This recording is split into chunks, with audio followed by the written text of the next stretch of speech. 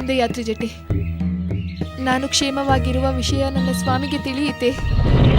ನನಗಾಗಿ ಅವರು ದುಃಖಿಸುವುದು ತಪ್ಪಿತೆ. ಏಕೆ ಸೀತೆ ಚಿಂತಿಸುತ್ತೀಯ? ನಮ್ಮ ಪ್ರಭು ವಿಭೀಷಣ ಜೊತೆಯಲ್ಲಿರುವುದರಿಂದ ಆ ಇಂದ್ರಜಿತುವಿನ ಮಾಯಾಜಾಲದ ಮರಳು ಮಂಜಿನಂತೆ ಕರಗಿ ಹೋಗುತ್ತದೆ. ತ್ರಿಜಟೆ, ಈಗ ನನ್ನ ಸ್ವಾಮಿ ಆ ಇಂದ್ರಜಿತುವಿನ ಮೇಲೆ ಕ್ರೋಧಾವಿಷ್ಟರಾಗಿ ಘನಘೋರವಾಗಿ ಯುದ್ಧ ಮಾಡುತ್ತಾರೆ ಅಲ್ಲವೇ? ಅದರಲ್ಲಿ ಸಂದೇಹವೇ ಇಲ್ಲ.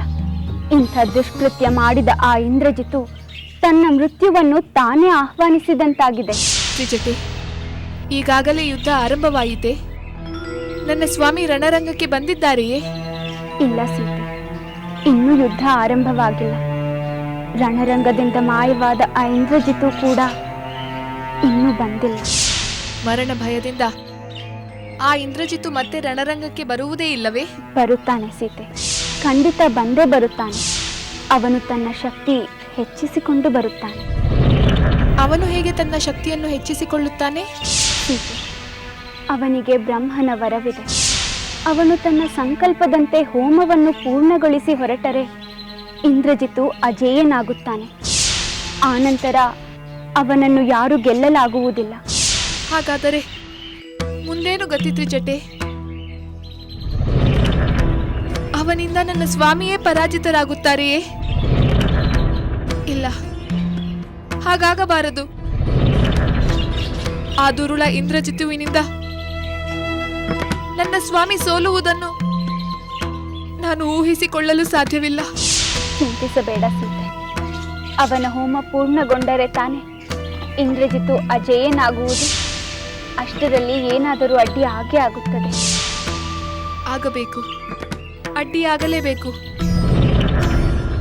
ಅವನ ಹೋಮ ಸುಗಮವಾಗಿ ಪೂರ್ಣಗೊಳ್ಳಬಾರದು.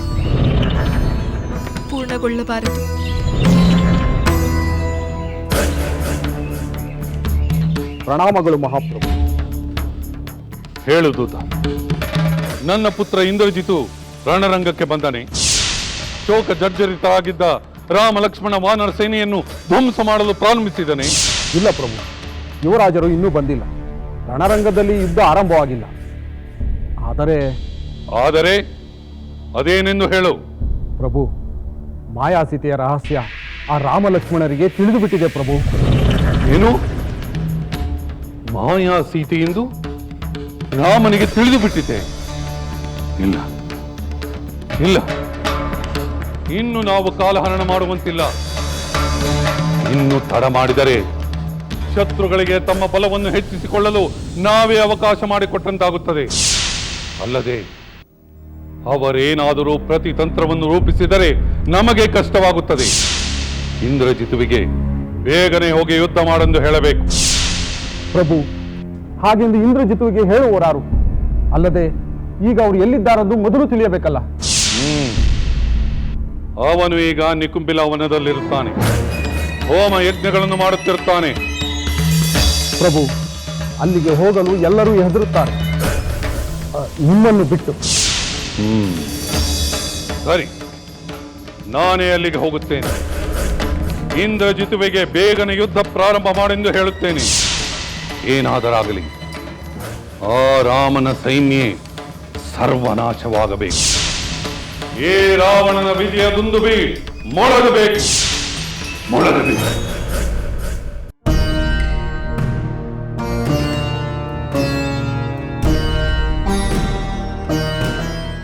ಪ್ರಭು ರಾಮಚಂದ್ರ, ನಮ್ಮ ವಾನರ ಸೈನ್ಯವೆಲ್ಲ ನಿನ್ನನ್ನೇ ಅವಲಂಬಿಸಿದ್ದಾರೆ. ನೀನು ದುಃಖಿತನಾದರೆ ನಮ್ಮ ವಾನರ ಸೈನ್ಯವೆಲ್ಲ ದುಃಖಿತರಾಗುತ್ತಾರೆ. ಈಗ ಈ ಅನಿರೀಕ್ಷಿತ ಆಘಾತದಿಂದ ಎಲ್ಲರೂ ಕುಗ್ಗಿ ಹೋಗಿದ್ದಾರೆ. ನೀನು ಮತ್ತೆ ಗೆಲುವಾದರೆ ಇಡೀ ನಮ್ಮ ವಾನರ ಸೈನ್ಯವೇ ಚೈತನ್ಯ ತುಂಬಿದಂತಾಗುತ್ತದೆ. ನಿನ್ನ ಮಾತು ನಿಜ ವಿಭೀಷಣ. ಮುಂದೆ ನಾವು ಏನು ಮಾಡಬೇಕೆಂದು ನೀನೇ ಹೇಳು. ಆ ಇಂದ್ರಜಿತುವಿನ ವಿಷಯವನ್ನು ಹೆಚ್ಚಾಗಿ ತಿಳಿದಿರುವವನು ನೀನು. ಹೇಳುತ್ತೇನೆ ರಾಮಚಂದ್ರ. ಈಗ ಇಂದ್ರಜಿತುವಿನ ಮೇಲೆ ಯುದ್ಧ ಮಾಡಲು ಸೂಕ್ತ ಸಮಯ. ಲಕ್ಷ್ಮಣ ಈಗಲೇ ತನ್ನ ಸೈನ್ಯದೊಂದಿಗೆ ರಣರಂಗಕ್ಕೆ ಹೋಗಲಿ. ಅಲ್ಲಿ ತನ್ನ ಶರಾಘಾತದಿಂದ ಇಂದ್ರಜಿತುವಿನ ಹೋಮ ಕಾರ್ಯಕ್ಕೆ ಅಡ್ಡಿಪಡಿಸಲಿ. ಹೌದು ಸಹೋದರ, ವಿಭೀಷಣನ ಸಲಹೆ ಉಚಿತವಾಗಿತ್ತು. ಆ ಇಂದ್ರಜಿತುವನ್ನು ನಿಗ್ರಹಿಸಲು ನಾನು ಕಾತರಗೊಂಡಿದ್ದೇನೆ. ಹೌದು ರಾಘವ, ಆ ಇಂದ್ರಜಿತುವಿನ ವಧೆಗಾಗಿ ಲಕ್ಷ್ಮಣ ಸಮರ್ಥನಾಗಿದ್ದಾನೆ. ದೈತ್ಯರ ವಧೆಗಾಗಿ ದೇವೇಂದ್ರ ತನ್ನ ವಜ್ರಾಯುಧಕ್ಕೆ ಆದೇಶ ನೀಡುವಂತೆ ನೀನು ಆ ಇಂದ್ರಜಿತುವಿನ ವಧೆಗಾಗಿ ಲಕ್ಷ್ಮಣನಿಗೆ ಆದೇಶ ನೀಡು.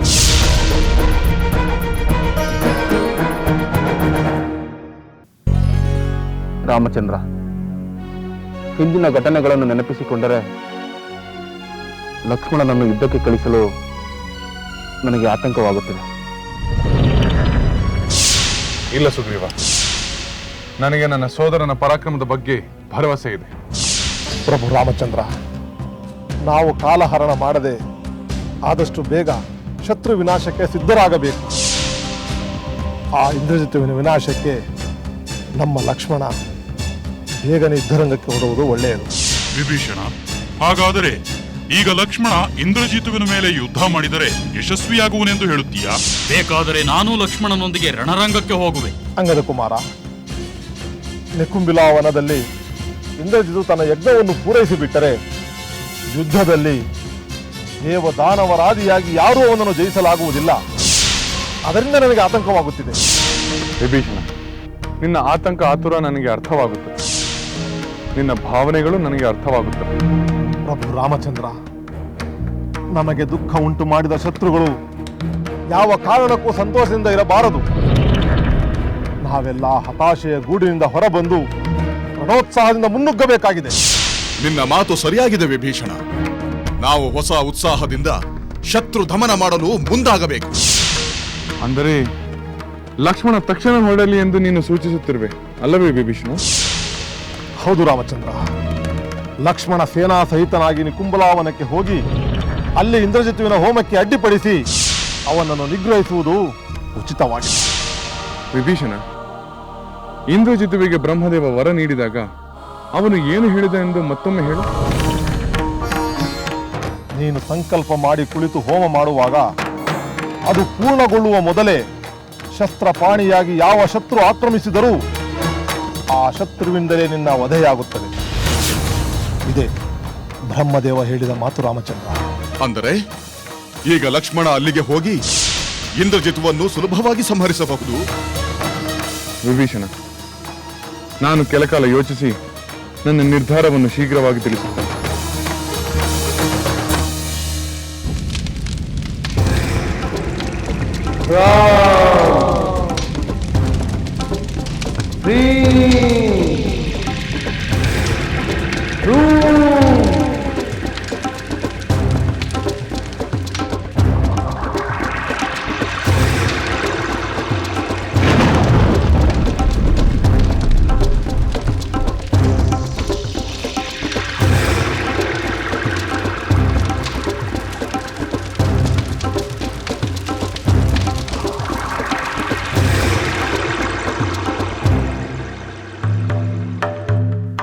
ಬನ್ನಿ ಸಿಂಹಾಪುರ, ತಾವು ಈಗ ಯುವರಾಜರ ಸಮೀಪ ಹೋಗದಿರುವುದೇ ಒಳ್ಳೆಯದು. ಏನು? ನಾನು ನನ್ನ ಪುತ್ರನೊಡನೆ ಮಾತನಾಡಬಾರದೆ? ಅದಕ್ಕೀಗ ಸಮಯ ಪ್ರಶಸ್ತವಾದುದಲ್ಲ ಪ್ರಭು. ಇಲ್ಲ, ನಾನೀಗಲೇ ಇಂದ್ರಜಿತುವನ್ನು ನೋಡಬೇಕು. ಅವನು ಬೇಗ ರಣರಂಗಕ್ಕೆ ಹೋಗುವಂತೆ ಹೇಳಿ ಶತ್ರು ಸಂಹಾರವಾಗಬೇಕು. ಪ್ರಭು, ನಿಮಗೂ ತಿಳಿದಿರುವಂತೆ ಯುವರಾಜರು ತಾವು ಸಂಕಲ್ಪಿಸಿರುವ ಹೋಮವನ್ನು ಅರ್ಧಕ್ಕೆ ಬಿಟ್ಟರೆ ಅಪಜಯ ಖಂಡಿತ. ಏನು? ವೀರಾಧಿವೀರನಾದ ನನ್ನ ಪುತ್ರನಿಗೆ ಅಪಜಯ ಸಾಧ್ಯವೇ ಇಲ್ಲ. ಮಹಾಪ್ರಭು, ಬ್ರಹ್ಮನವರದ ವಿಷಯವನ್ನು ತಾವು ನೆನಪು ಮಾಡಿಕೊಂಡರೆ ಎಲ್ಲವೂ ಸ್ಪಷ್ಟವಾಗುತ್ತದೆ. ಬ್ರಹ್ಮನವರವೇ?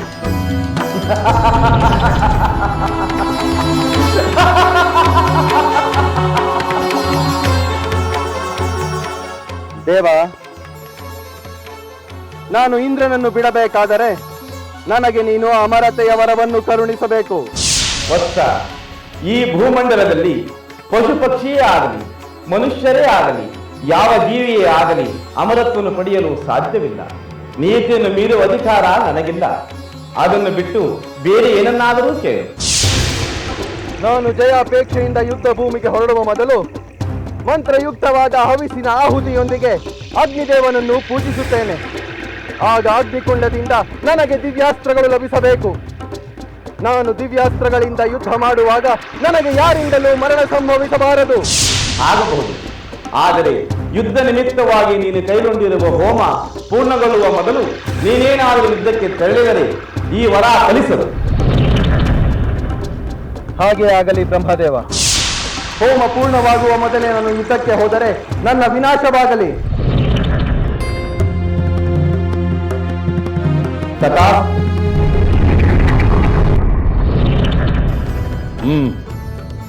ನಿನ್ನ ಮಾತು ಸತ್ಯ.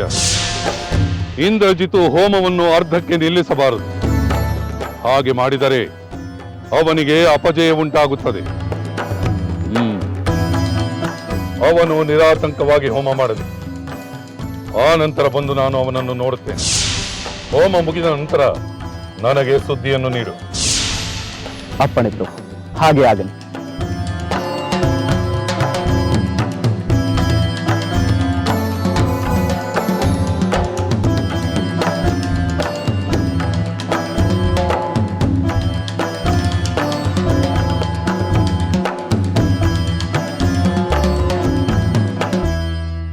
ನಿನ್ನ ಸಲಹೆ ಕಾಲೋಚಿತವಾಗಿದೆ, ಸಂದರ್ಭೋಚಿತವಾಗಿದೆ.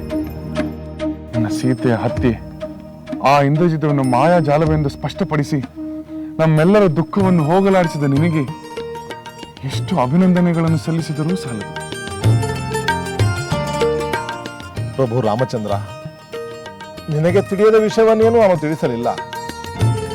ರಾಕ್ಷಸರ ಮಾಯೆಯ ಬಗ್ಗೆ ನಿನಗೂ ಸಾಕಷ್ಟು ತಿಳಿದಿದೆ. ಸೀತಾದೇವಿಯ ಮೇಲೆ ನಿನಗೆ ಅಪಾರವಾದ ಪ್ರೇಮವಿರುವುದರಿಂದ ಆ ವಾರ್ತೆಯನ್ನು ಕೇಳಿದ ತಕ್ಷಣ ದುಃಖದಿಂದ ತತ್ತರಿಸಿದೆ. ಹಾಗೆಯೇ ಸೀತಾ ಮಾತೆಯ ಮೇಲೆ ಅಪಾರವಾದ ಭಕ್ತಿ ಇರುವುದರಿಂದ ಹನುಮಂತ, ಸುಗ್ರೀವಾದಿ ಮಿತ್ರರು ಮತ್ತು ಸಕಲ ವಾನರ ವೀರರು ದುಃಖಕ್ಕೆ ಈಡಾದರು. ಸೂರ್ಯನ ತೇಜಸ್ಸಿನ ಮುಂದೆ ಮಂಜು ಕರಗುವ ಹಾಗೆ ಸತ್ಯದ ಬೆಳಕಿನಲ್ಲಿ ಸುಳ್ಳಿನ ಕತ್ತಲು ಉಳಿಯುವುದಿಲ್ಲ ರಾಮಚಂದ್ರ. ಸುಳ್ಳಿನಿಂದ ನಮ್ಮಲ್ಲಿ ದುಃಖ ಸಂಕಟಗಳನ್ನು ಉಂಟು ಮಾಡಿದ ಆ ಇಂದ್ರಜಿತುವಿನ ಮಾಯಾಜಾಲವನ್ನು ಮಂತ್ರ ಹಾಕಿ ನಿಷ್ಕ್ರಿಯಗೊಳಿಸುವ ಸಮಯ ಬಂದಿದೆ. ನಿನ್ನ ಮಾತು ನಿಜ ಲಕ್ಷ್ಮಣ. ಆ ಇಂದ್ರಜಿತುವಿನ ಕೊನೆಯಾಗಬೇಕು. ಅವನನ್ನು ನಿಗ್ರಹಿಸಿದರೆ ರಾವಣನ ಬಲ ನಾಶವಾದಂತೆ. ಅದಕ್ಕೆ ನಾವು ಮತ್ತೆ ವಂಚನೆಗೆ ಒಳಗಾಗದಂತೆ ಎಚ್ಚರ ವಹಿಸಬೇಕು. ಹೌದು ಜಾಂಬವಂತ, ಆ ರಾವಣ ಪುತ್ರನ ಶಕ್ತಿ ಸಾಮರ್ಥ್ಯವೇನೆಂದು ಈಗ ನಮಗೆ ತಿಳಿದಿದೆ. ನಾಗಾಸ್ತ್ರ ಬ್ರಹ್ಮಾಸ್ತ್ರವನ್ನು ಬಲ್ಲ ಮಹಾಪರಾಕ್ರಮಿಯಾದ ಅವನು ಮಾಯಾ ವಿದ್ಯೆ ಮೂಲಕ ನಮ್ಮೆಲ್ಲರನ್ನು ವಂಚಿಸಿದ ಅವನ ನೀಚ ಬುದ್ಧಿ ಅವನ ತಂದೆ ಆ ರಾವಣನಿಂದಲೇ ಬಂದಿರಬೇಕು. ನನ್ನ ಸೀತೆಯನ್ನು ಕಳ್ಳನಂತೆ ಕದ್ದು ಆ ರಾವಣ ತನ್ನ ಮೃತ್ಯುವನ್ನು ತಾನೇ ಆಹ್ವಾನಿಸಿದ್ದಾನೆ. ಈಗ ತಂದೆಗೆ ಬೆಂಬಲವಾಗಿ ವಂಚನೆ ಮಾಡಿ ಅವನ ಪುತ್ರನು ಮರಣಕ್ಕೆ ಕರೆ ನೀಡಿದ್ದಾನೆ. ಹೌದು ರಾಮಚಂದ್ರ, ಆ ರಾವಣ ಪುತ್ರ ಅದೃಶ್ಯನಾಗಿದ್ದರೂ ಅವನು ಪಲಾಯನ ಮಾಡುವಂತೆ ಸರ್ವ ದಿಕ್ಕುಗಳಿಗೂ ನೀನು ಬಾಣಗಳನ್ನು ಪ್ರಯೋಗಿಸಿದೆ. ಅಂದೇ ಅವನ ಅಂತ್ಯ ಹಾಡಬೇಕಾಗಿತ್ತು. ಅಂಗದ, ರಾಮಬಾಣಕ್ಕೆ ಯಾವುದೂ ಅಸಾಧ್ಯವಲ್ಲ. ಇಂದ್ರಜಿತು ಕಣ್ಣಿಗೆ ಕಾಣಲಿ ಕಾಣದಿರಲಿ, ಅವನು ಎಲ್ಲಿಯೇ ಇದ್ದರೂ ನಿಂತಲ್ಲೇ ಬಾಣ ಪ್ರಯೋಗಿಸಿ ಅವನನ್ನು ಕೊಲ್ಲುವ ಶಕ್ತಿ ಶ್ರೀರಾಮಚಂದ್ರನಿಗಿದೆ. ಆದರೆ ಯಾವ ಸಮಯದಲ್ಲಿ ಯಾರಿಂದ ಯಾರ ಸಂಹಾರವಾಗಬೇಕೋ ಅದೇ ಆಗಬೇಕೆಂಬುದು ಪ್ರಭುವಿನ ಇಚ್ಛೆ. ನಿನ್ನ ಮಾತು ಸರಿಯಾಗಿದೆ ಹನುಮಂತ. ಆ ಇಂದ್ರಜಿತುವಿನ ಸಂಹಾರ ನನ್ನ ಸೋದರನಿಂದಲೇ ಆಗಬೇಕೆಂದು ನನ್ನ ಸಂಕಲ್ಪ. ವಿಭೀಷಣದ್ದು ಅದೇ ಅಪೇಕ್ಷೆ. ಹೌದು ರಾಮಚಂದ್ರ, ಆ ಇಂದ್ರಜಿತನ ಯುದ್ಧವನ್ನು ಲಕ್ಷ್ಮಣ ಮಾಡಲೇಬೇಕು. ಹಾಗೆ ಆಗಲಿ ವಿಭೀಷಣ. ಲಕ್ಷ್ಮಣ, ಸಹೋದರ, ಸುಗ್ರೀವ, ಅಂಗದ, ಹನುಮಂತ, ಜಾಂಬವಂತಾದಿ ವಾನರ ವೀರರೊಂದಿಗೆ ನೀನು ನಿಕುಂಬಿಲಾ ವನಕ್ಕೆ ಹೋಗು. ಆ ಇಂದ್ರಜಿತುವಿನ ನೆನೆ ಹೋರಾಡು. ಅವನ ಮಾಯಾಜಾಲವನ್ನು ಛಿದ್ರಗೊಳಿಸಿ ಅವನನ್ನು ಸಂಹರಿಸು. ವಿಭೀಷಣ ತನ್ನ ಸಚಿವರೊಡನೆ ನಿನ್ನನ್ನು ಹಿಂಬಾಲಿಸುತ್ತಾರೆ. ಆಗಲಿ. ನಾನು ಪ್ರಯೋಗಿಸುವ ಮೃತ್ಯು ಸದೃಶವಾದ ಬಾಣಗಳು ಆ ಇಂದ್ರಜಿತುವಿನ ದೇಹವನ್ನು ಸೀಳಿ ಲಂಕೆಯನ್ನು ಸೇರಿಸುತ್ತವೆ. ಸಹೋದರ, ಆ ದುರುಳ ಇಂದ್ರಜಿತುವನ್ನು ಸಂಹರಿಸುವಂತೆ ನನ್ನನ್ನು ಆಶೀರ್ವದಿಸಿ.